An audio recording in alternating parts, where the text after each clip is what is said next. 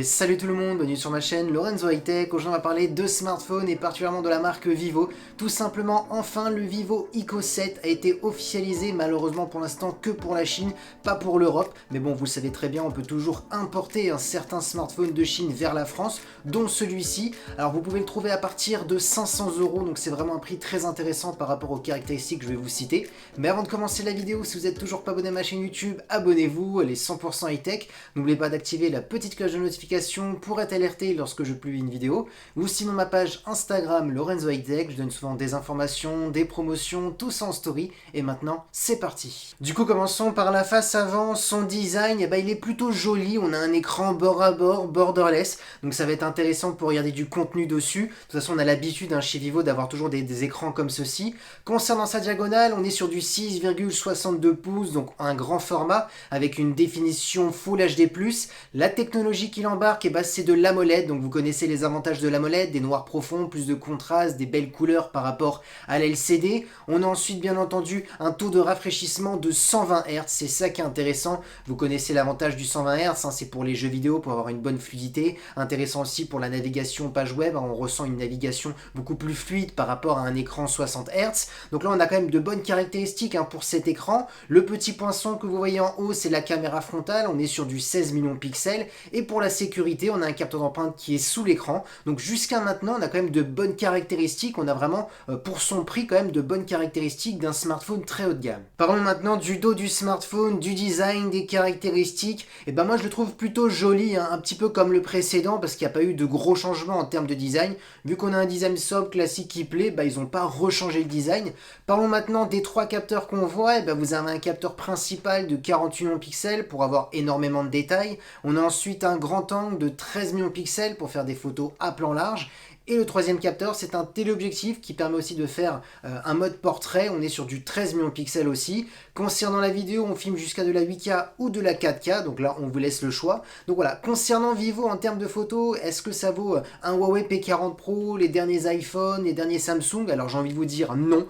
En général, Vivo propose de bons clichés. Voilà, ils sont bons, mais c'est pas les meilleurs. C'est plus en termes de stabilisation vidéo qui sont très bons, surtout cette année. Je vous ai déjà fait des vidéos sur les nouveaux Vivo où ils ont présenté le système gimbal incorporé dans les smartphones. Là, c'est leur point fort, mais en termes de photos, c'est pas les meilleurs. Mais pour quelqu'un qui n'est pas très indulgent, c'est largement suffisant. Parlons maintenant des performances, parce qu'on connaît Vivo, surtout sur cette gamme-là de Eco. On sait que sur cette gamme-là, on a toujours les dernières caractéristiques, les dernières technologies à des prix toujours très attractifs. Donc voilà, là vous aurez 8 ou 12 Go de RAM, ça sera à vous de choisir. On a en plus le Snapdragon 888 qui est le tout dernier processeur de Qualcomm le plus performant pour faire tourner tous les derniers jeux vidéo, les applications les plus gourmandes. On a ensuite en plus une compatibilité 5G, donc parfait pour profiter des nouveaux forfaits qui sont en train d'arriver en France. Ensuite, bien entendu, on aura 128 ou 256 Go, donc ça sera à vous de choisir.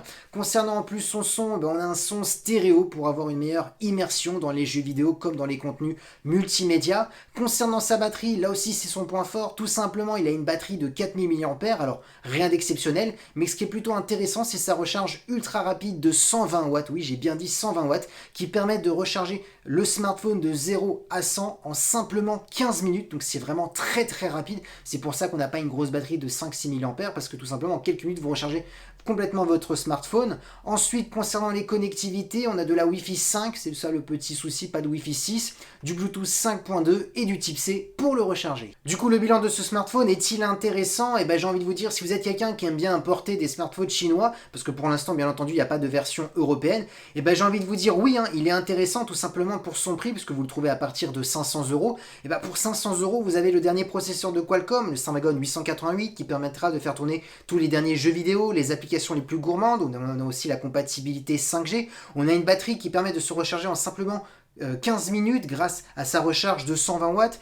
On a un superbe écran AMOLED de 120 Hz avec une bonne définition Full HD+, un petit capteur d'empreinte sous l'écran. On a aussi des bons capteurs pour faire de belles photos et des bons capteurs pour faire des vidéos aussi en 8K. Donc on a quand même des bonnes caractéristiques pour un prix vraiment plutôt intéressant. Le seul petit souci peut-être que je noterais, ce serait l'absence de Wi-Fi 6, qui est un petit peu dommage parce qu'en fin de compte, la Wi-Fi 6 elle est arrivée dans pratiquement toutes les box en France, donc pour profiter de la bonne connexion, et même en Asie, ils ont de la Wi-Fi 6, hein, parce que surtout que ce smartphone, il est quand même destiné pour l'Asie, et en Asie, il y a déjà de la Wi-Fi 6 depuis bien longtemps, donc c'est un petit peu dommage qu'on n'a pas de Wi-Fi 6 qui permet d'avoir un meilleur débit, une meilleure connectivité, donc c'est le seul petit souci que je noterai sur ce smartphone, sinon vraiment, c'est un sans faute, bien entendu, pour son prix, parce que comme je rappelle, à 500 €, il y a très peu de concurrents, même Xiaomi, hein, je ne vois pas un modèle en Chine qui coûte 500 € et qui a pratiquement toutes ces caractéristiques. Et voilà, la vidéo est terminée sur ce Vivo Eco 7. Si la vidéo vous a plu, n'oubliez pas le petit pouce like, de vous abonner sur cette chaîne YouTube